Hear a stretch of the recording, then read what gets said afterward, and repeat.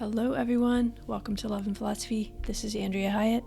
I'm glad you're here. Today is a really special conversation which I had quite some months ago, back in February I think, with a writer that's one of my favorite, Philip Ball. He is a science writer, a British science writer. He used to be the editor at Nature too for over 20 years.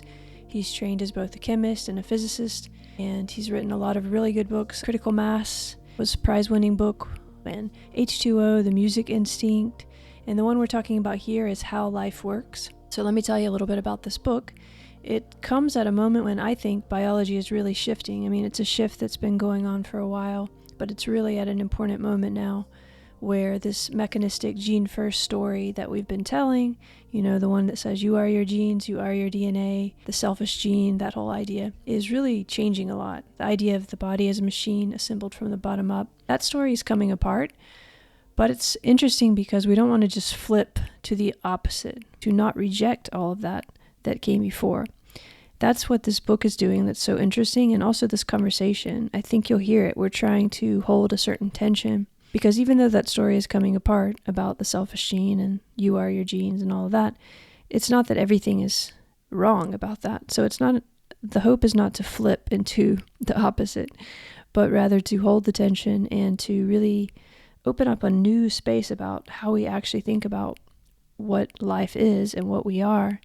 And we actually can do that now. We have more ways to communicate and more ways to study this that can help us get more rigorous, even as we also open up. So that's what we're trying to do in this conversation. It gets a little bit messy. That's a word I'm always using, but in a good way, because we're trying to talk about a lot of very hard things here, and we're also trying to talk about them in a way that isn't the old way, the usual way.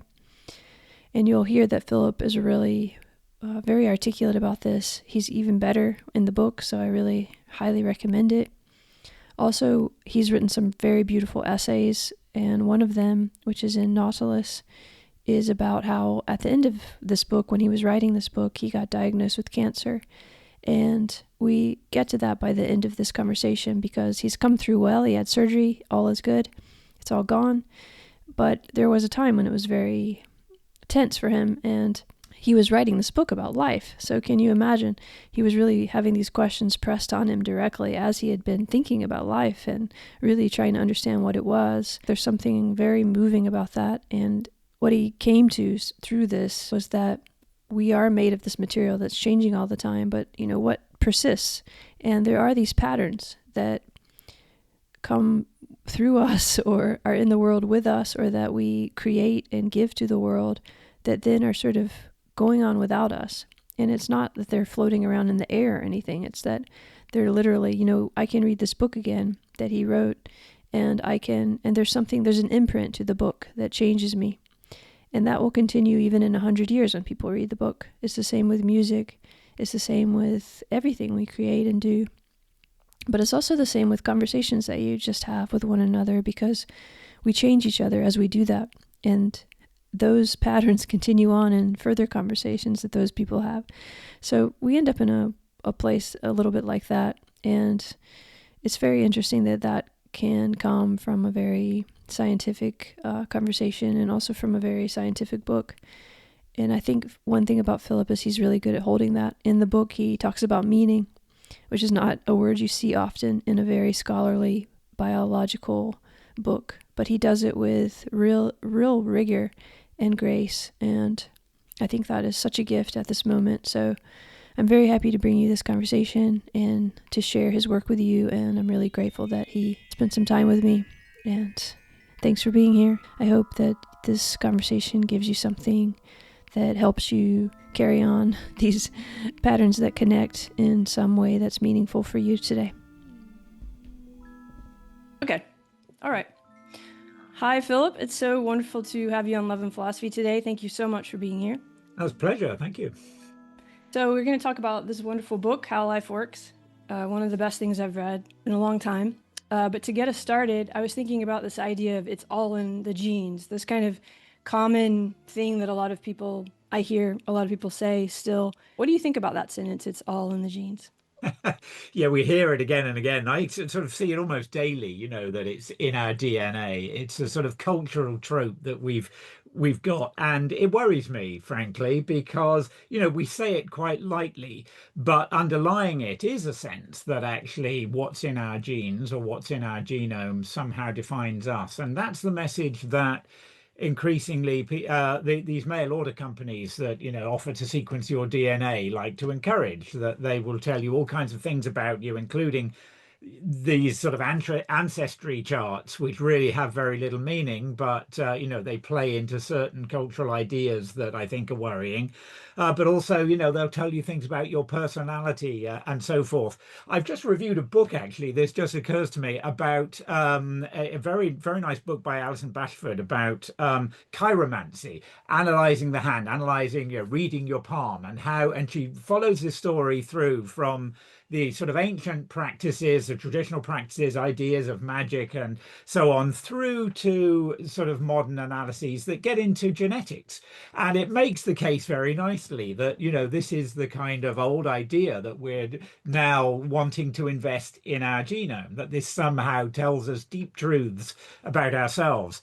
So I wanted to challenge that. I think if you speak to pretty much any geneticist, they will say, well, yeah, that's a simplification. It's not really like that at all. They'll recognize that.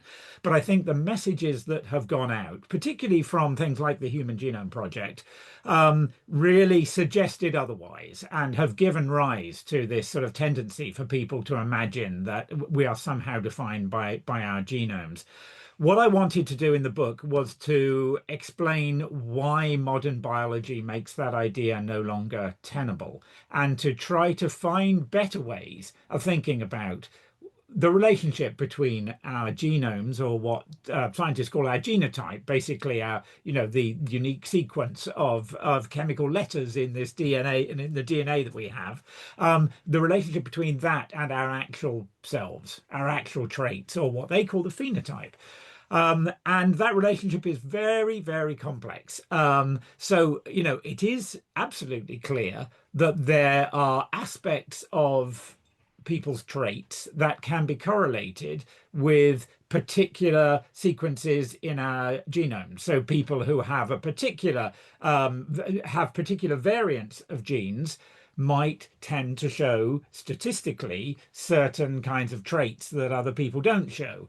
So, there is a relationship between the genotype and the phenotype, but it's very hard to unravel what that relationship is. And in particular, it's hard to say exactly what our genes are doing in building us. And what I'm suggesting in the book is that, in fact, when we look at the way cell biology, molecular biology, developmental biology have progressed, particularly over the last 2 or 3 decades. In fact, since the completion of the Human Genome Project, we can see that any simple one-to-one relationship or any linear relationship between genotype and phenotype has become untenable, and that in fact there seems to be no privileged layer within the whole system of the whole hierarchy of structures in biology, from genes to molecules to cells to tissues to organs to organisms, and even beyond that into the ecosystem, that there is no privileged layer that determines the way an organism or an individual is, that we have to think about all those processes in their context, and that includes in the context of the lives we lead from, even before we were born. And I try to sort of explain how those different levels do what they do, and how there is a constant interaction and connection between these different levels, a flow of information between them.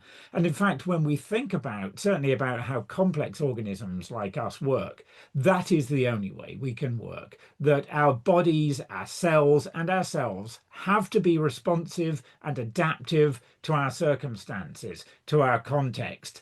We couldn't survive otherwise. And what's interesting to me is how evolution has set up these systems to enable that to happen, to enable us to be these, what I would think of as open informational systems that can use contextual information and can feed it, back down even to the level of our genome to turn on or turn off certain genes in response to the environmental signals. So it's a very complex process how that is happening, but what it absolutely shows is that it's not a bottom-up process, that everything isn't being determined by our genes. I think this is really hard for a lot of us to really take in because we want this mechanistic notion or idea of how everything works, of how life works. We want to understand it as sort of linear and that we can find the answers and that there's things will keep working the way they work. We can just see what's happening and then that's what's going to always be happening. And you're introducing what's really the case, which is a kind of messiness, even almost a sort of tension between things like what you just raised, opening and closing in terms of systems and so forth, or even where it matters where we're looking from, what we're going to see in terms of all of those things. So how is this different from that mechanistic worldview that a lot of us still really want to believe in, but also how is it not just kind of anything goes, if that makes sense?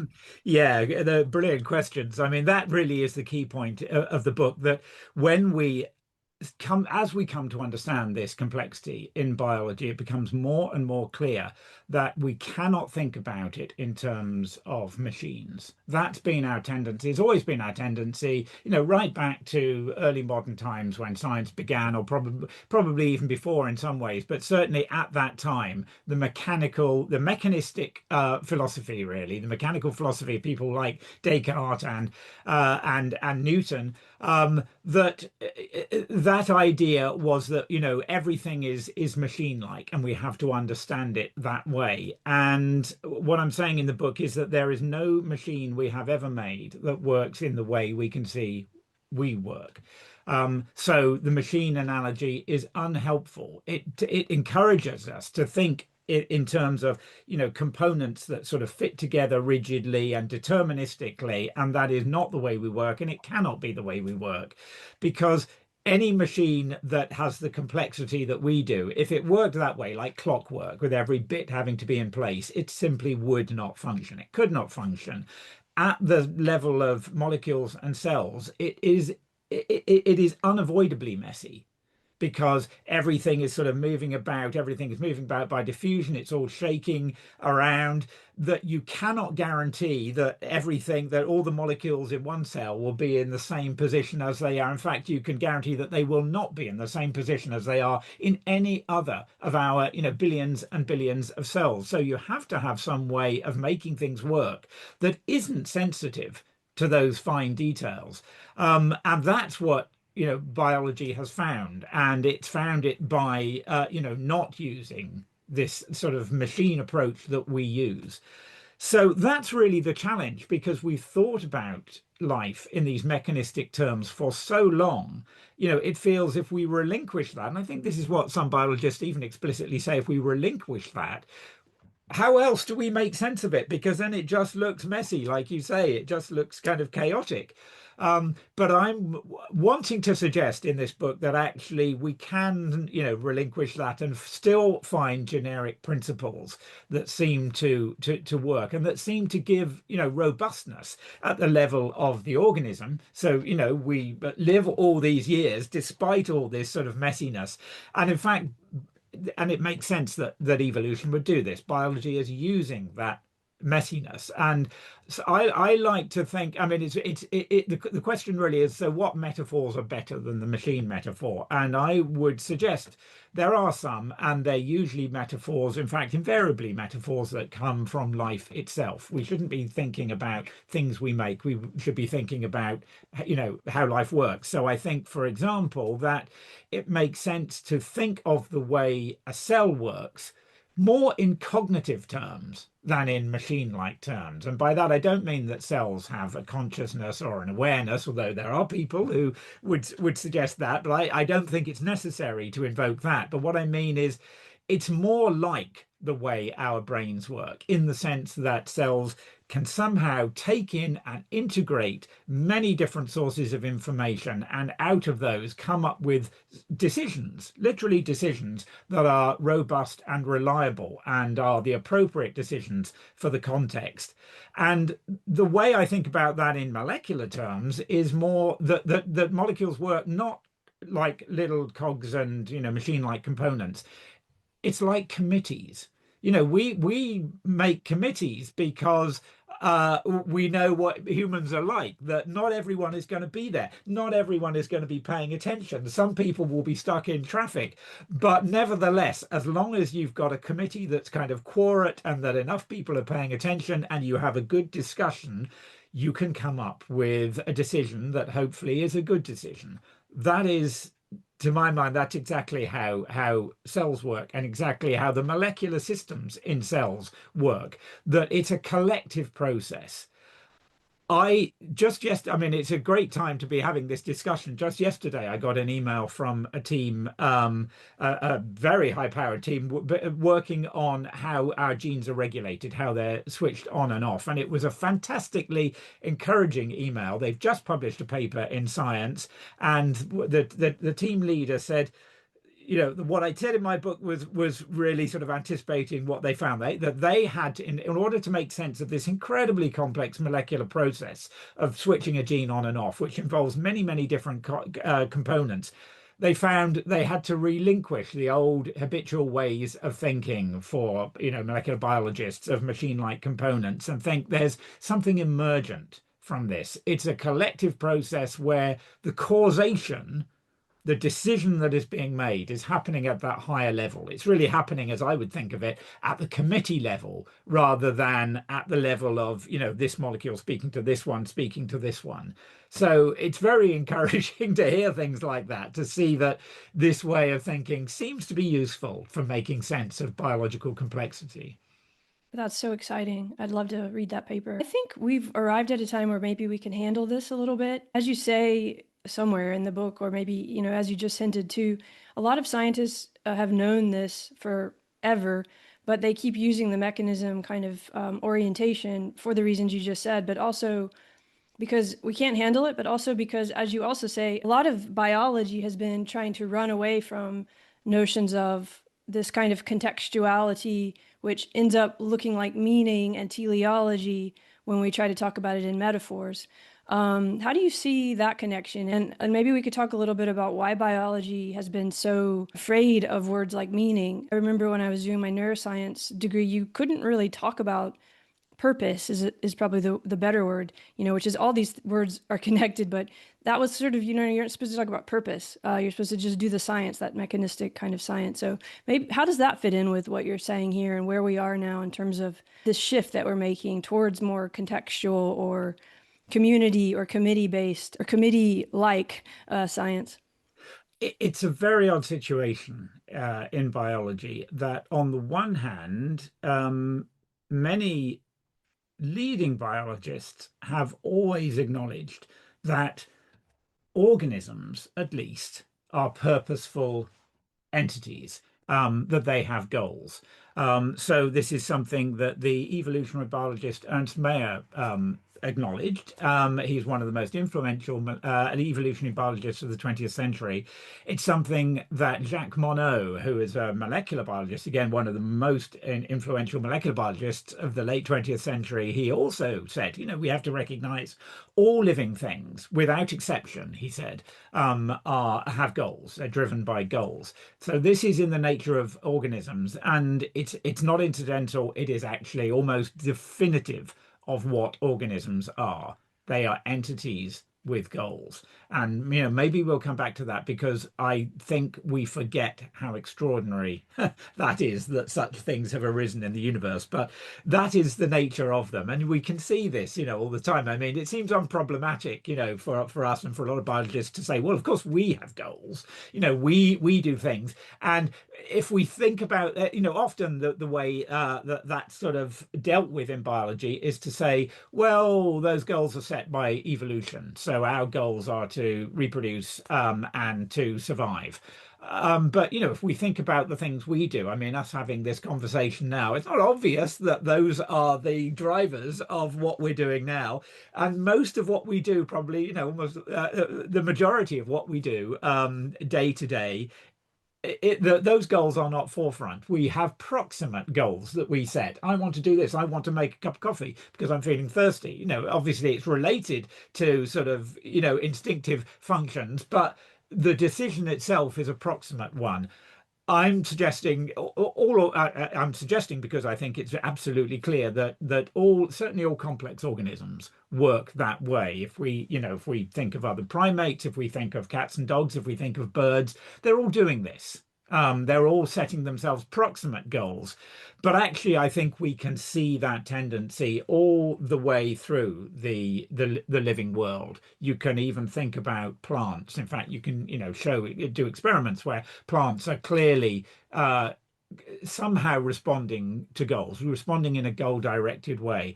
So this is absolutely central to the nature of living things. But biologists have been very nervous about it because when you start talking about goals, that really is teleological. There's no getting away from that. But they worry because for various reasons, that it's going to seem like there's something mystical going on, and that it seems to play into notions, and it can be very easily abused, of course, by people who want to argue for things like intelligent design, and that there is some sort of grand design and some intelligence behind all of this, which I don't want to dismiss that idly, because there are some very profound thinkers who have argued that way. But obviously what we tend to come across is the very superficial way of thinking about that in terms of creationism and intelligent design and so forth. And understandably, biologists are very nervous about that. But I think that what that has given rise to is a kind of reactive sense that, well, we can't, as you say, Andrea, we can't, we just can't use those words because, that is what we're sort of invoking. And I think that's a real shame, because if we don't use those words, we are not talking about the nature of living systems. We have lost sight of what life is. And I'm really always struck by something that the molecular biologist Francois Jacob said in 1973. Jacob was one of the people who, along with Monod, did the crucial work in understanding gene regulation. So, his work, I mean, he's a Nobel laureate. He said in 1973, the thing is, biologists no longer study life. What an extraordinary thing to say. But what he meant was life is too hard to understand. It's too complex a phenomenon. So the decision has been made in biology to break it down, and to break it down for him into the molecules, and to understand the molecules. And in fact, I think it was Jacob also who said, that's the way biologists now work. We try to understand what biological systems do from the structure of their molecules, by looking at what were considered to be the components. When you do that, you have lost sight of life itself. But it's a pragmatic approach, because we can make progress that way, and we have made enormous progress that way. That's what I wanted to explore in my book. But I feel we are now at a stage, because of that progress, precisely because of it, we're at a stage where we can start putting the bits back together, and we can start asking those bigger questions of, so how do all these, I won't say parts because that's machine-like, but these components, these entities, how do they work together to create entities that have goals, and that not just have them, but they're not always programmed goals. They're goals that the entity sets in the moment, in its context, in response to what's happening to it. How does that work? That's the question that I think we're now ready to really start exploring, and that's really the central question for living things. Oh, wow. Yeah. And it's so exciting too, in the spirit of messiness, because this brings up so many things. Let me just try. There's a few things that I really want to talk about in what you brought up. The first is this kind of ambiguity or tension that we're learning how to hold. It's almost like we're going to open to the ambiguity. We're opening up in a way, in the sense we've been sort of talking about, so that we can be more precise about what we're actually studying, which means maybe thinking of, as in the book, you show that proteins, for example, are floppy and strange forms, and it's not always these clear-cut kind of things, even what a molecule is or what, they are when we're studying them. So we're starting to like at least acknowledge that this is very messy, but also there's a kind of precision in that of, well, now we have to really say what we're actually assessing and studying. In the book, you say very clearly that like evolution isn't, you're not saying evolution has a purpose, because for me, that's like at the modeling level. We've called something kind of evolution, and then if we say that has a purpose, then we've gone to a different place. But when we're assessing a goal in a particular situation, when we're trying to understand something, as we've also noted, that doesn't mean that's always going to be the same goal and it's always going to work that way. You see, this is kind of messy, but I'm trying to get into how we can feel like there's a computational explosion in terms of what we could study and what we could know. And that's why we go to these mechanistic models and we try to focus on these very distinct things. But as we open up and as we let this ambiguity come, we have to find a new kind of precision. Yes, okay. I no, I think I see what you mean, and I absolutely do want to sort of reiterate that point that I see no reason to suppose that evolution itself has any sort of goal or purpose. Some people have argued that maybe there is a directionality to it. I'm agnostic about that. I see no reason to invoke that. I think what evolution is, what evolution does is it produces goal-directed entities.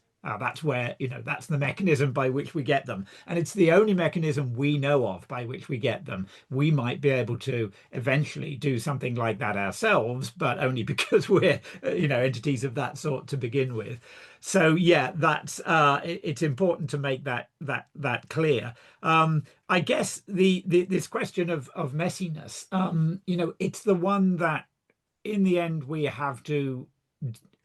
inevitably have to deal with, because every living entity is unique in what it's doing at any one moment, and yet somehow we need, because this is what science does, to have generic ways of understanding them. So even at the level, like I said, of our cells, no, the state of no cell is going to be exactly the same as any other cell in terms of exactly what molecules it contains and where they are, and yet somehow some cells do things in a particular way. Our skin cells are all, in some sense, recognizably skin cells and distinct from our neurons. And so, that's the question we need to understand. And the same with species. No animal is identical to, any other animal.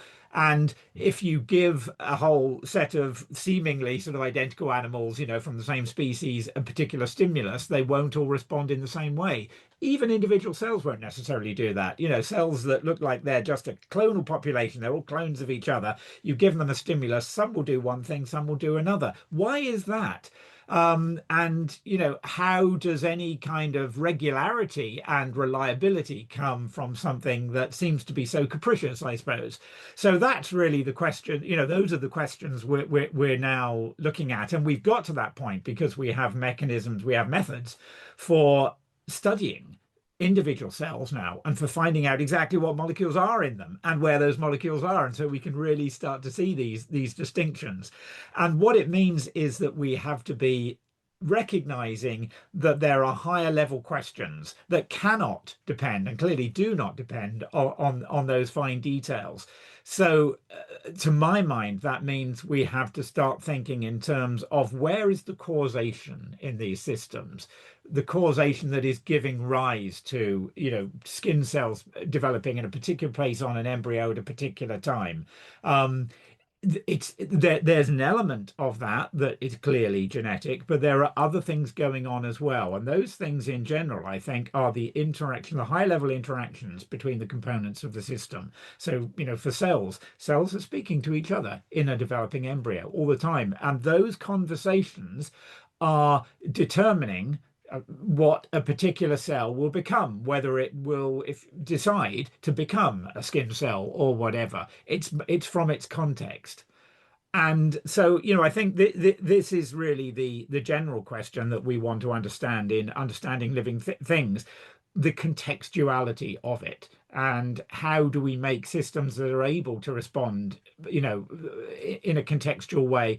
And there, I think what seems to be happening is in the same way as we respond to our context, we cannot do it by a set of absolutely rigid rules. That's not going to work. We have to improvise. We have to, be kind of inventive, really, about it. We have to innovate sometimes, and those characteristics have to be built into living systems at a very deep level.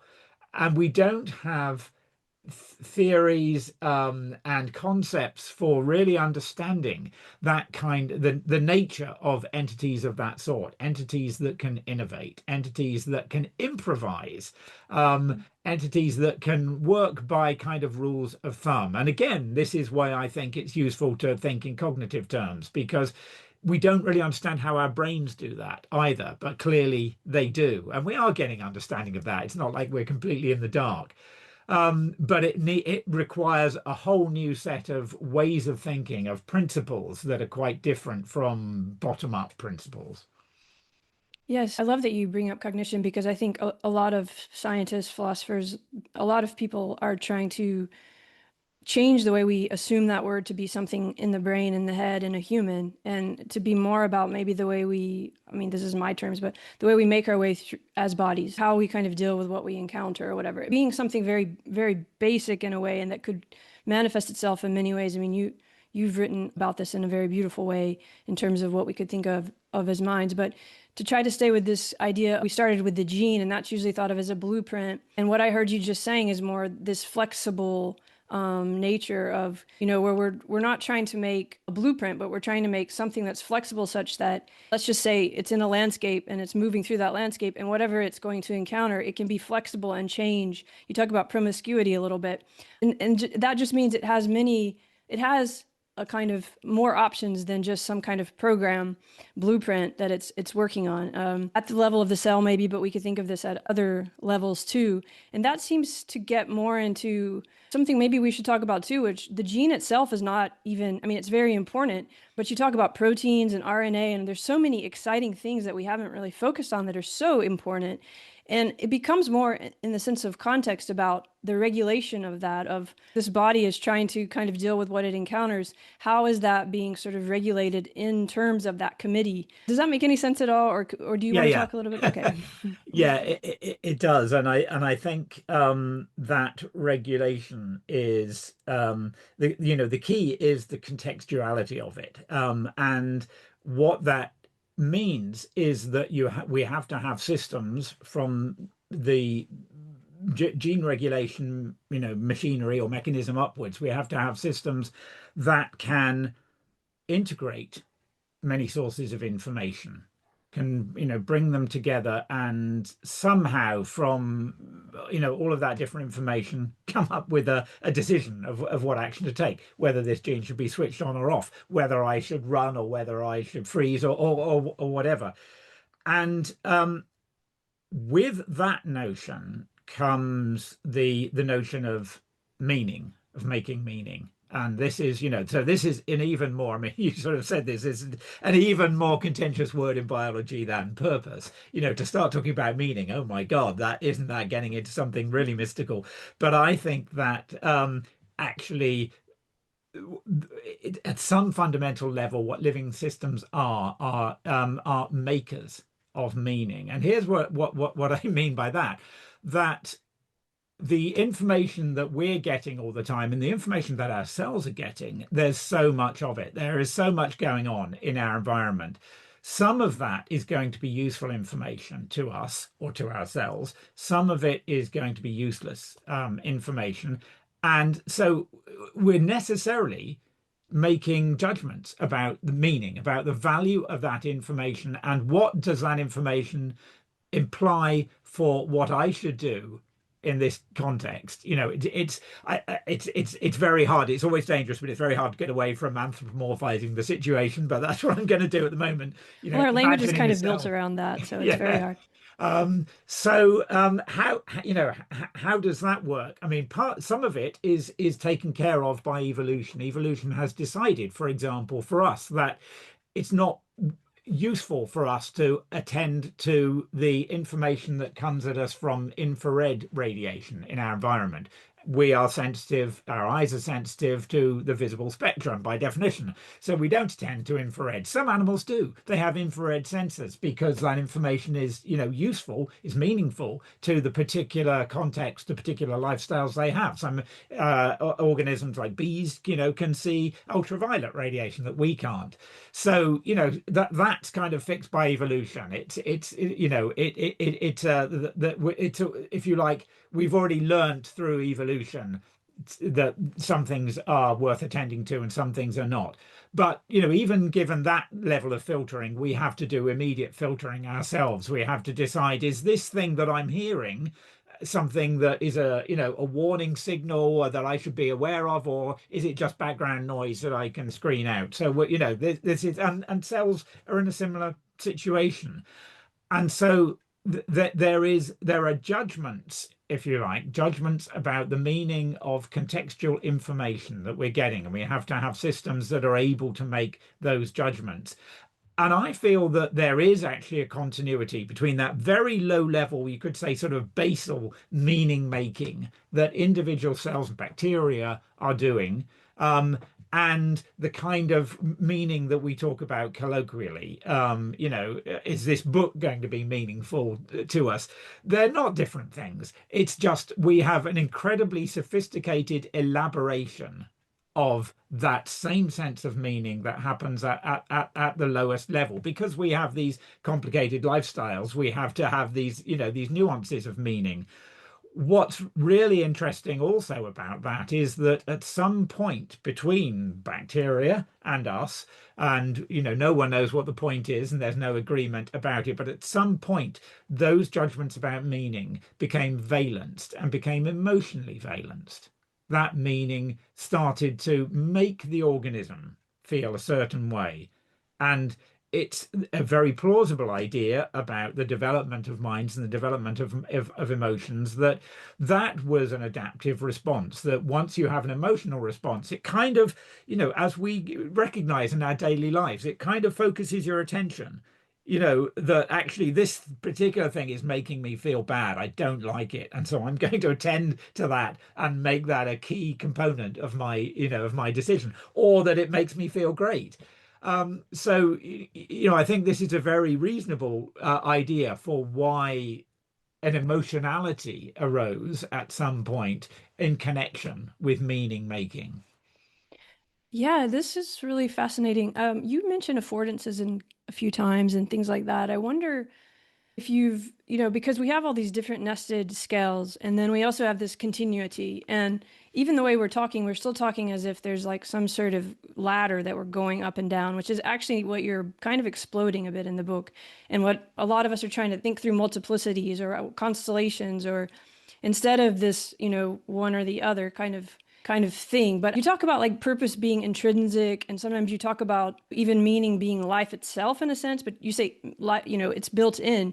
But I wonder if you even think of it as more radical than that ever, where in an ecological psychology kind of way, where it's literally what's happening in contact with bodies and bodies, and that at some point we develop a way to, as you said, become attentive to that and even know that we're feeling in a panskip kind of way, or maybe Mark Solms kind of way. But I just wonder if you've thought about that, like more immediacy, because sometimes I feel it in the book that you're actually trying to almost say, this is the action of this.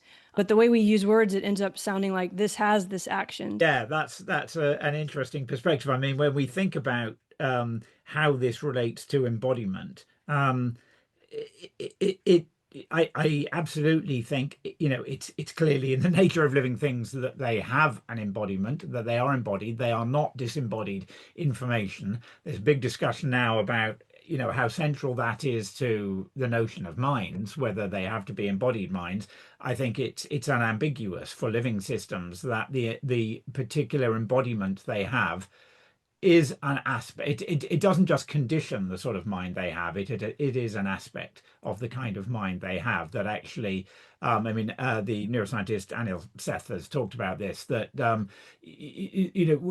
the decisions we make, the our mental world is conditioned by what we think we can do as embodied creatures, that we can go round behind something and take a look at it. And so we sort of imagine, the world from that perspective. We don't have the kind of embodiment that allows us to imagine, well, what is it going to look like if I was flying, or, if I, whereas, a bird does have that, it will have a different mental landscape because of its different embodied nature. So that's absolutely central. There's also, I think, very plausibly, the idea that another thing emotions are doing, and it's related to what I spoke about, is that it is the body telling the brain what's going on for the body, that emotions are embodied. And I mean, the fact that that is so deeply embedded in the way we talk about them in the first place, about our language. I felt it in my gut, I felt it in my heart, and you kind of do. Which is also part of the nervous system. I mean, even that Yes. thinking of brain and body as different, or assuming that in our language, these are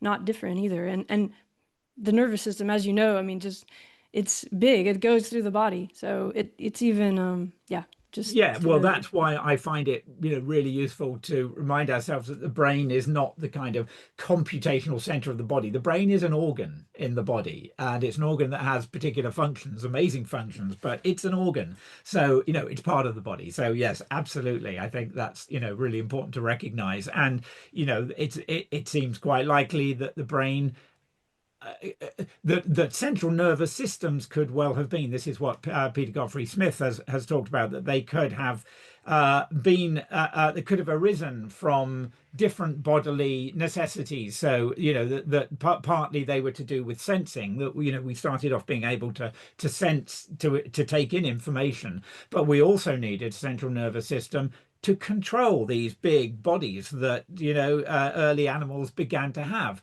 And those two are separate processes that at some stage literally connected up, and you have something like a brain that is, in some sense, a controlling aspect of the body, but is also part of the body. It's very hard to sort of talk properly about it, because we have these long traditions of the mind body duality and so on. It's really hard to get away from.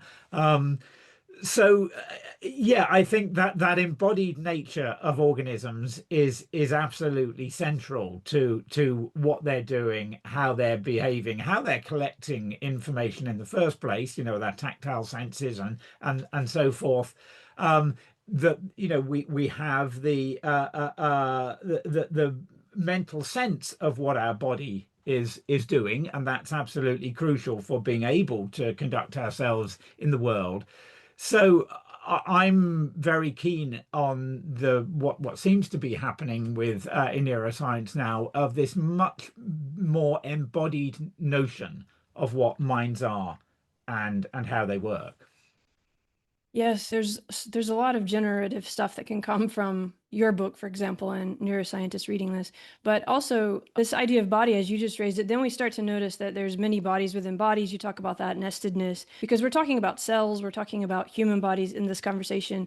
And all of these are also nested within each other. And they're also a little bit distinctions we're making so as to try to understand all of this ongoing process, which I'm just trying to open it back up to that contextual view that I think is so important in your work, and the idea of meaning itself being this regulation, right? That's happening at so many different levels. The cells in the body are regulating, but that's also regulating the body. It is very hard to hold all of this, as we said. And that's why it's good to have these kind of conversations where we try. But to try to link this to the meaning, or even, I don't know if you would say mattering, if that word's going too far, but we've talked about how we can be so open and almost kind of promiscuous in terms of there's a lot of possibilities. But another really important part of the book, I think, is the collaboration, which, that already sounds like a coming together, a fidelity. And I wonder how you think about that sort of tension of committees caring. I'm using the word caring. I don't know what you think about that. We can talk about it in a minute, but communities having the same kind of meaningful system, right? So that they're in concert, right, towards something. I wonder how that sense of collaboration or fidelity fits for you, or how you've thought about it with this other sense of being flexible and open.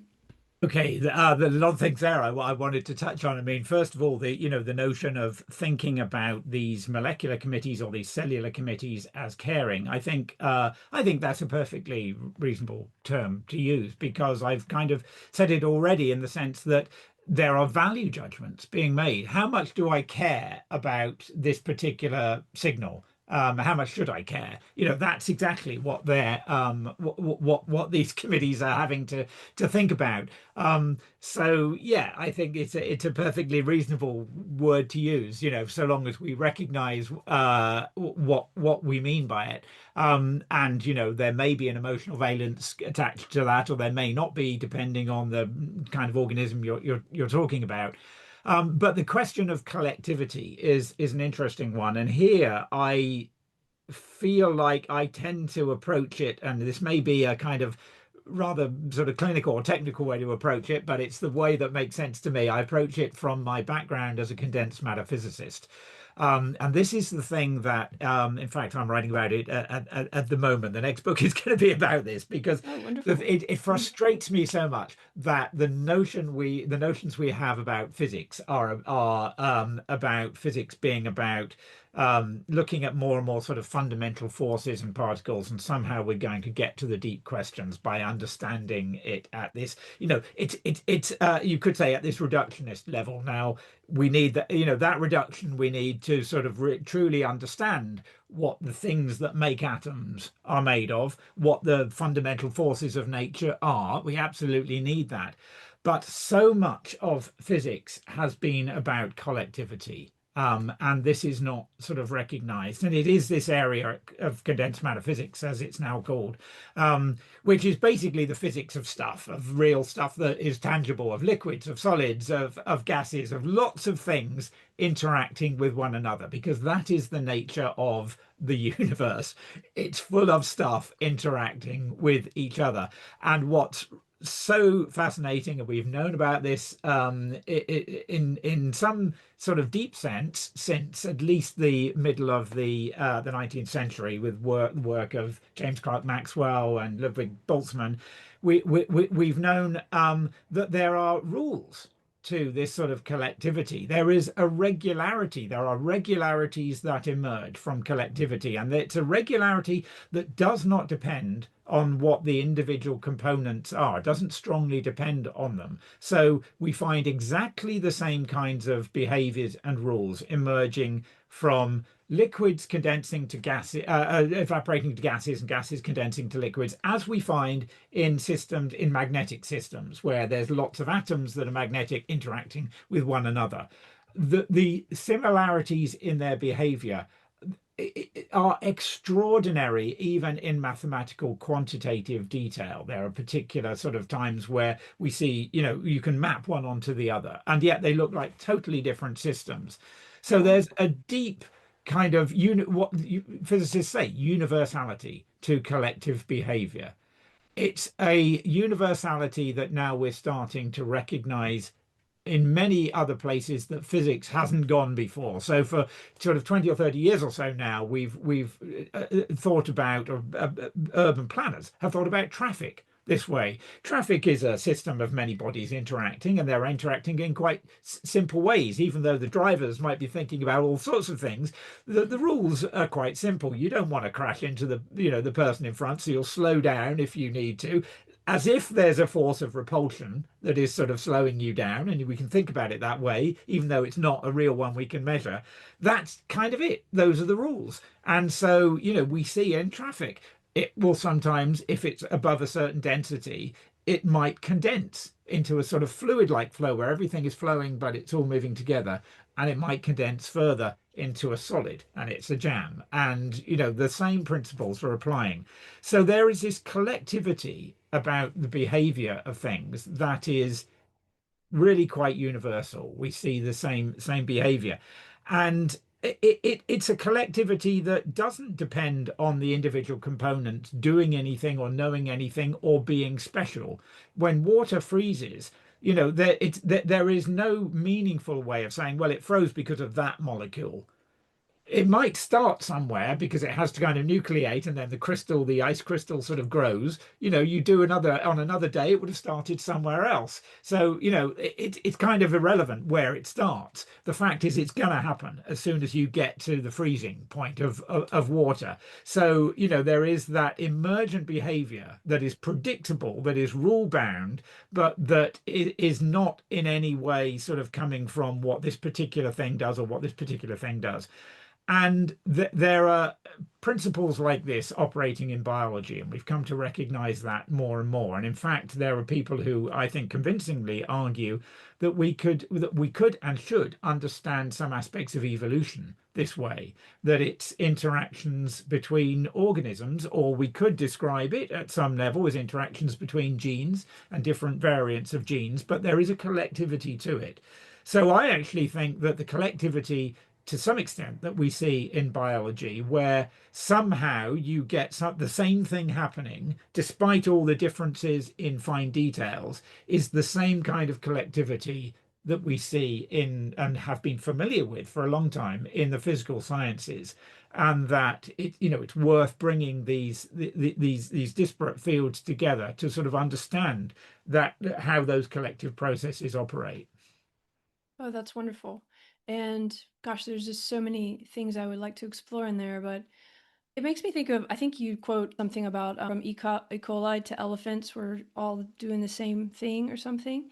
Maybe you can correct that quote, but I think that's something like that. And that, but then also the very important idea of holding the paradox a bit, because a lot of this can seem like we're saying it's just all regulation, but you're also very careful to say that it's not just like from the collective to the gene, for example, from the cell to the gene. It's actually kind of, we're opening this up to see that it can also be gene to cell. It can be, it can be in all kinds of directions. So that there's that kind of rule-based regularity at the same time that depending on whatever the situation is or whatever the creature is, if it's E. coli or an elephant, I don't know, then this is all going to align differently. And how do we develop models to be able to hold all of that possibility at once? Does that make any sense to you, or do you want to Yeah, correct me it there? does. Yeah, yeah, yeah. I mean, and it sort of clarifies what some of the things I want to say about this, because from what I've just said, the fact that life works using these collective principles, that interactions between whether it's cells or molecules or genes or whatever, there's nothing particularly special about life in that regard, because that's how the whole universe works. That it's a collective process, and you get these emergent behaviors, whether it's freezing of water or whether it's the behavior of a cell. What is unusual actually about living systems, I think, is that there is this, as you say, this interaction between the different levels. That's this constant exchange of information, so that sometimes what happens to just a particular gene, a particular mutation, really does matter to the whole organism. It can send the whole organism off track, but most of the time it doesn't matter. Most mutations don't do anything. Cells don't even recognize them. You can even knock out genes, and this is something that biologists were doing all the time in the 90s. They would think this gene is crucial to this organism. Let's knock it out. Let's stop it working and see what happens. And nothing happened as far as we could tell. The organisms were fine. So most of the time the details don't matter. Some of the time they really do. And the same the other way, that sometimes there are particular kinds of information that the organism really has to attend to, and that will feed down all the way to changing which genes are switched on or off. So that's the unusual thing, that living things seem to have this kind of leakiness between the different layers, so that sometimes it's insensitive to the details, but occasionally it really does matter. The details really do matter at the various levels. That's what makes living things so hard to understand. If they were like the freezing of water, that they were just everything was emergent, we wouldn't fully understand it, but it would be a lot simpler. But they're not. That's what makes them so complicated to understand, but also so wonderful in what they can do. So that's the distinction. But this question of whether they're all doing that in the same way. What's true? I mean, it was Jack Monod who said, what's true for E. coli is true for the elephant, and he meant it in a very specific way. I don't want to take him too much out of context, but it's kind of a bit of a mantra in biology that okay, so we can understand how gene regulation works in E. coli in the bacterium, and we've understood gene regulation, for example, because that's what Monod did, and we now understand that no, we cannot. That is not the way. The way gene regulation works in bacteria is fundamentally different in important ways from the way it works in us or in an elephant. And we can understand why that needs to be so because it's related to the fact that we have more complex lifestyles than E. coli. We encounter different circumstances. We encounter everyday circumstances that we have never encountered before, that our ancestors have never encountered before, and we have to figure out what to do. And that doesn't tend to happen so much to E. coli. Usually they'll just die if they encounter something different. It does apply to a little bit, but the more complex an organism becomes, the more open, informationally open it needs to be. In fact, the more agency it needs to have in responding to its environment.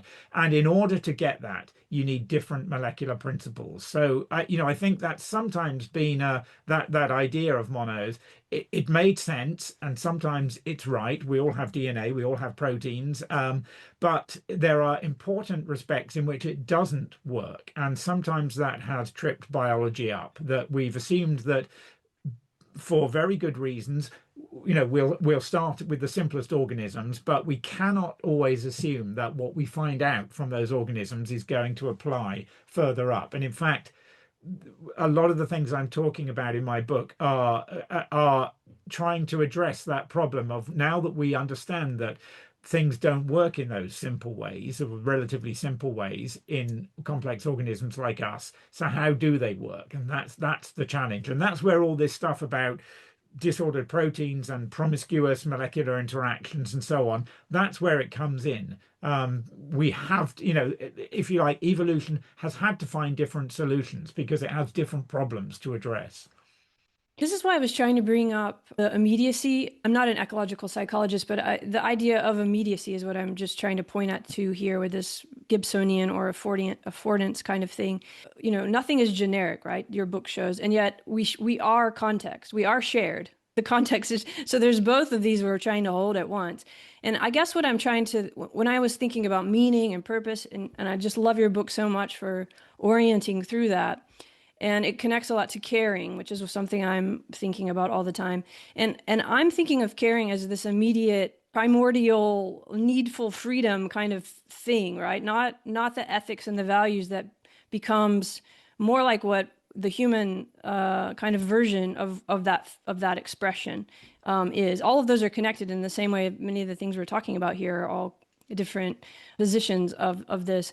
But I wonder about that, how that sits with you, of thinking of this almost primordial tension, but also this kind of collaboration or committiness. I don't know what the verb is of committeeing as a kind of caring, right? Because right now we have this metaphor of competition. You talk about metaphors a lot. And I think, what would it be like, just like as a thought experiment, if that metaphor was caring?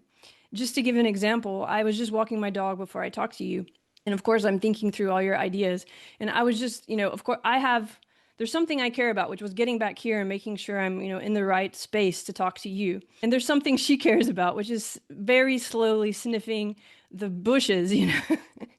So there's these systems which seem, I could orient that as competitive, but it's also caring, right? We're caring for different things.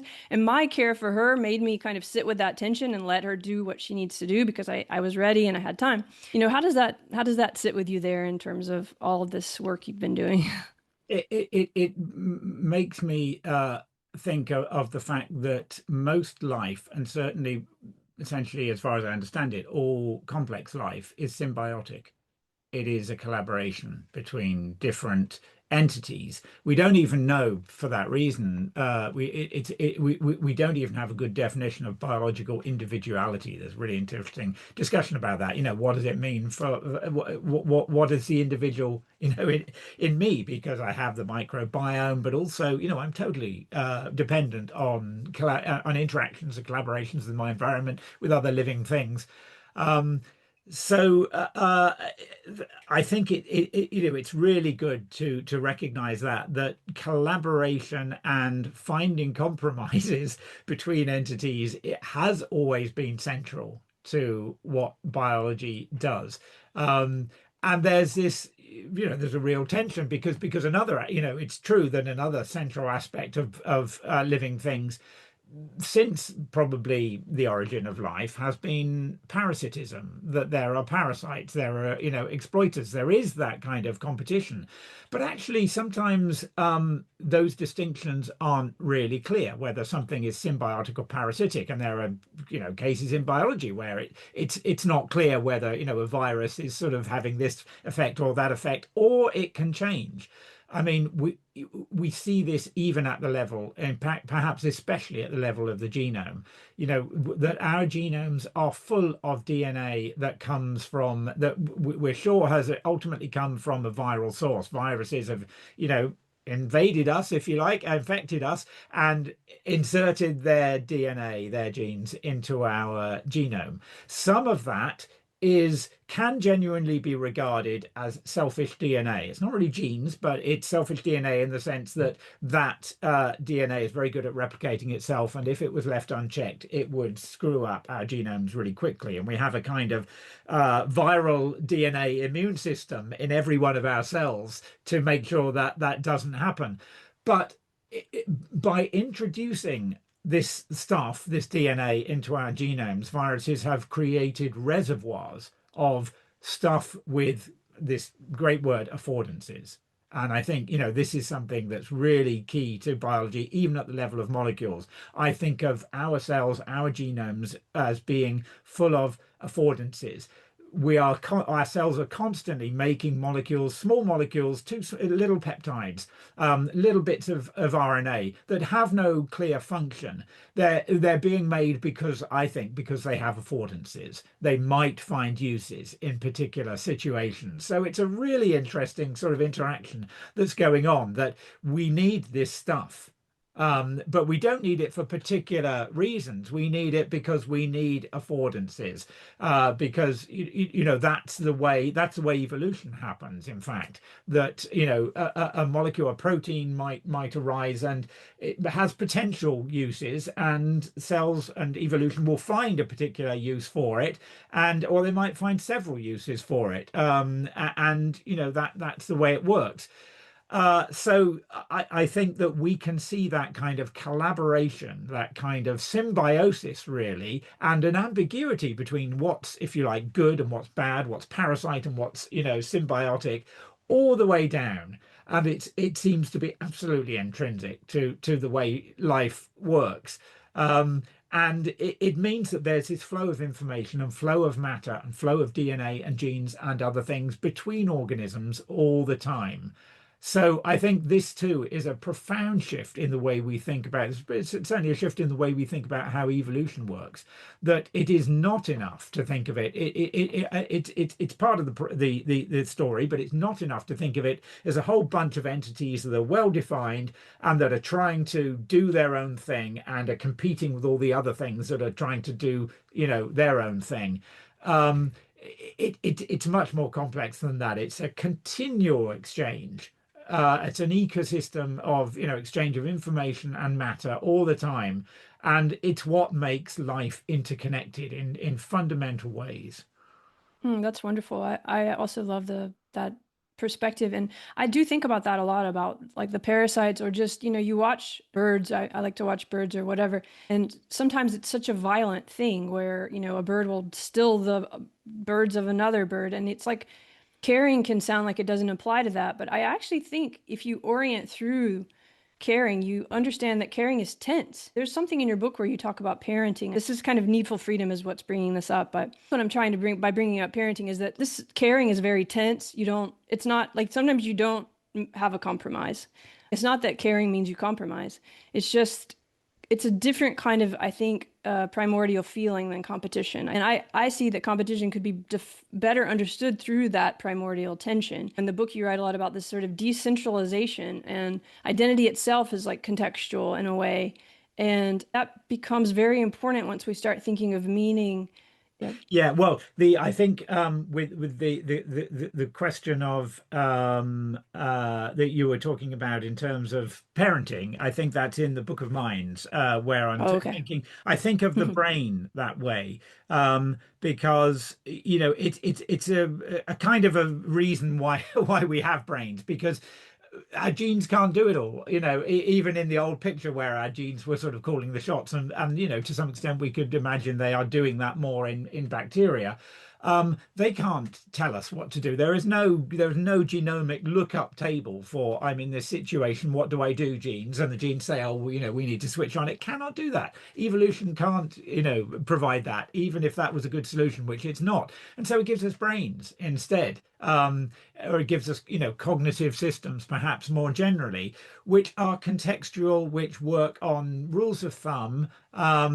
And you know, it's probably this is probably the best thing to do, but we don't really know. But let's try it anyway. That's how living organisms work, and it's how they have to work, because we cannot be optimizing all the time. And if you have systems like that, what I said in the book is that if you're going to make a brain, it's going to do more than that. It's going to end up say doing things that seem to, this is the thing that, you know, puzzled Richard Dawkins. Why do we sometimes behave in ways that are not adaptive? It's because that's got to be the nature of our brains, that they are not going to necessarily adhere to evolutionary imperatives, you know. So they might do things that are destructive. They might do things that mean we're not going to sort of pass on our genes, because they have an autonomy, because they have got to have that autonomy, because it's the only way they can work. So you know, I think in a way, the fact that we have brains is a kind of illustration of the nature, the agential nature of, you know, of what we are, that we need to have that agency, that freedom to make choices contextually, and in the hope really that, you know, maybe this is the best thing to do. That's what agents are. They're not machines that have a lookup table for what action to take. They are responding in the moment. And you know, what you were saying about immediacy, it's exactly that. Agents are things that are immediate, you know, that have to make immediate decisions in the context that they hope, if you like, will be the, you know, the right decision. And you know, I mean, certainly I kind of feel there's a, you know, any parent will be familiar with that sort of, you know, that notion of, I don't know what to do here, I don't know what the best situation, what the best answer is, because there isn't a best answer, but you know, this is the best I can think to do at the moment. So you know, it's a good metaphor, but it's probably more than that. And it also comes from, you know, hopefully there it comes from a sort of, you know, caring background. But I think if we, or caring motivation, but I think we can, like I've said, extend that to the whole notion of there being a valence, there being an emotional response to this, and that being part of the process, a crucial part of that decision making process. This is something that I think is pretty uncontroversial now in you know, neurobiology, that emotions are a part of what we might think of as our rational decision making process, that without emotions we don't make as good decisions. I love that you brought in that basically there's many different ways to be, and there's a kind of, that's this openness again of surprise, of the fact that things might not go the way you desire. That's kind of like, I think somewhere you write that that's the price that we sort of pay for keeping the possible destinations we can go open. You know, there is this entropy, there is this unpredictability to it all, which, you know, speaks to that it is meaning, not mechanism, per your book. You wrote this really beautiful article, for example, Nautilus, about your own experience. And I wonder if this has opened up ways for you to see the world differently. And also if that's helped you with some of the things that you've had to deal with over the past few years. And you write about it in that article as having helped you. But I wonder how that connects here to what we've been talking about, or if you, how to fill into that a little bit, if Well, you could. yeah, sure. So, I mean, this was, as I was coming towards the end of writing this book called How Life Works, I found actually my life wasn't quite working the way it ought to because I had cancer, I had prostate cancer, and it was of a mildly aggressive sort. So, I needed to have something done about it, and I had surgery, and it's, by every means we can see, it's done the trick. So I was lucky to have been able to do that. But during the time that, and certainly before, knowing exactly what stage it was at and what treatment might I would then be facing, it was absolutely a time for thinking about mortality and what that means, and our being our the time we have here, and what that's really about, and what is our real nature. um so it focused my thinking about that, and I guess the way it seemed to me to think about it is, clearly we're not our material nature, because that's changing all the time. What is it that is persisting, and what is it that disappears when we don't, when we no longer persist? And you can think about it as a kind of pattern of information, because, in a sense, that's what's being imprinted on these atoms. And that in itself is a really weird thing to think about, because it seems like a disembodied thing, but actually, it requires materiality. But thought about that way, it made me think, well, then, given that it's patterning, given that it's a temporary sort of coming together of the material universe in this sort of sustained pattern until it is no longer sustained, um that information and that patterning doesn't just disappear with us. We leave imprints of that information that would not have existed had this particular cluster of, information not come together in this kind of, temporary little whirlwind, is what I thought about there. And Whirlpools of meaning. It's such a beautiful phrase. yeah, because that's what we're doing. As I say, that as living things, we're creating meaning. But it helped me to make sense, for example, of how it can be that something that someone has done, because they were one of these whirlpools at some point in time, they have imprinted something on the universe that is still there, like, Bach's music, Beethoven's music, like a book, that is in some very real sense still a part of that information, still a part of what it is, of what they were. Um, and I don't think it's a kind of, just a romantic way of thinking about it. It is literally that information exists and continues to have an effect on the world because, it came from that person as a sort of, whirlpool of meaning. So, and this is the thing that has always kind of astonished me, I suppose, that information can persist and can continue to have meaning. Some years ago, I went to a performance of Beethoven's Diabelli Variations, piano pieces that he composed late in his life, played by Igor Levit, who is one of that is almost his signature kind of piece. And so it was extraordinarily good. I knew nothing about it in advance. And I was taken by surprise halfway through, just to find tears streaming down my face, and I was kind of thinking, what is this about? And it felt to me like it was about, it was the meaning making that went into that music was, making me meaning for me, and that communication is something that was very real, it is extraordinary, and is a real expression of how that whirlpool of meaning that was Beethoven somehow, created in the world something that persists. And so I did find some kind of solace in that, because it's going to happen. I was lucky that it didn't happen to me at that particular time, but it's going to happen at some point, that we need to sort of confront the fact that this is in our nature, that we're not here forever, and for me at least, as someone who doesn't have a religious belief, perhaps has a kind of spiritual outlook, but I don't, but it's not rooted in any religion.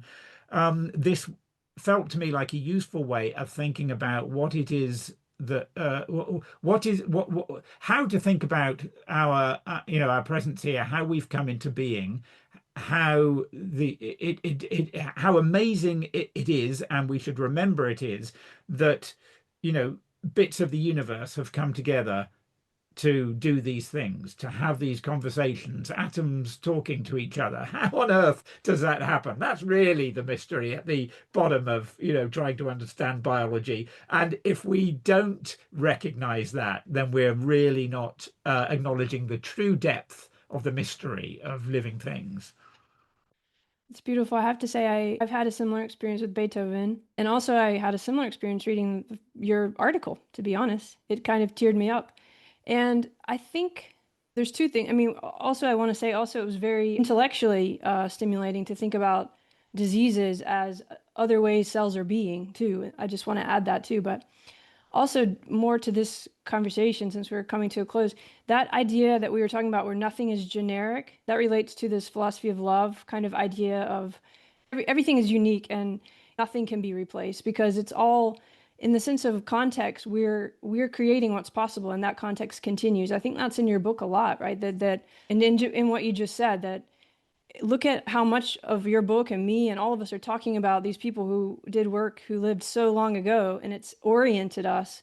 And your work, I think, will orient other people in the future. And that feels to me so important and so meaningful. But also, a few times here, we've danced around ideas of mysticism or wonder as if those are, we should be, not you haven't, but people tend to be sort of ashamed of those words. But if you look at it through this different frame, I almost think those words become necessary because we don't like that is kind of what's happening here. This contextual continuance. How can we not be awed by that? And finding a way not to feel guilty or embarrassed about that feels like part of this project too, and something I want to thank you for because I think your work is helping people be able to deal with that because it's hard.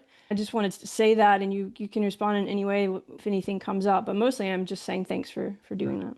Thank you, thank you. That's lovely to hear. Um, I mean, I suppose one thing it speaks to me is that, it's a kind of curious thing that science is trying to do because it's trying to make generic what is actually always unique. Every moment in the universe is unique. And, science is about finding patterns and regularities in that help us to understand generically how things happen. But there's still going to be that tension about the uniqueness of every moment and every part of the universe. And I think uh, what's crucial in that for me is that there has been this notion, you still hear physicists in particular say this a lot, that, well, yeah, but it's all kind of, it's all predictable because it's only atoms, interacting. So if we knew there's an idea that goes back to Laplace at least. Yeah, I If we do. knew, where every atom was and what every interaction was, we could predict all of the future.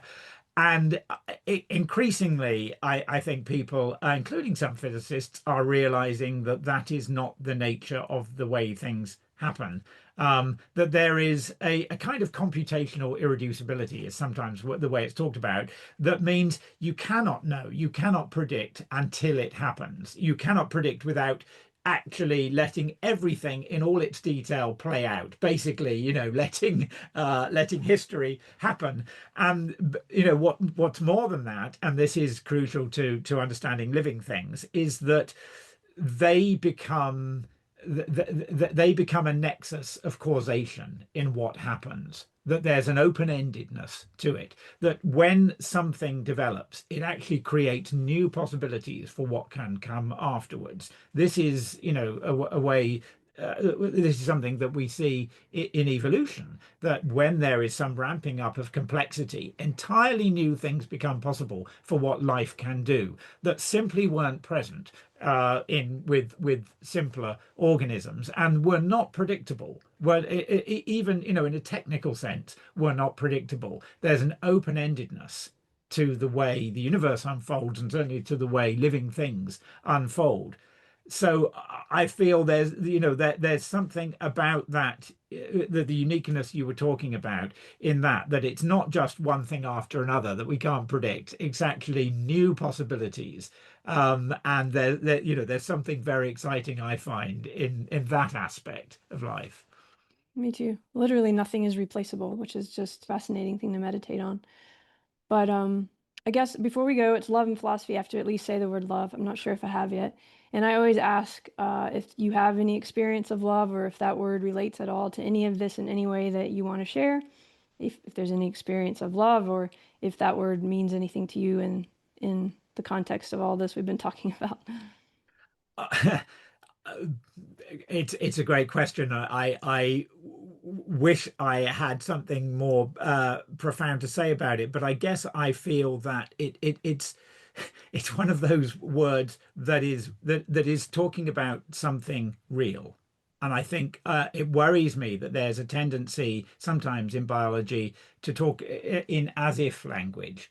That we can talk as if we were conscious, or as if we were agents, or as if we were loving entities. And it's really important to say, no, that is in the, that those are aspects of reality that ultimately we might want to think about, we might want to address. Where does that come from? I think that understanding, recognizing a continuity of the characteristics that living things have, including the ability to feel love, recognizing an evolutionary continuity in that doesn't diminish them. It actually, on the converse, it forces us to recognize them as real things that have evolutionary roots that we can understand and explore.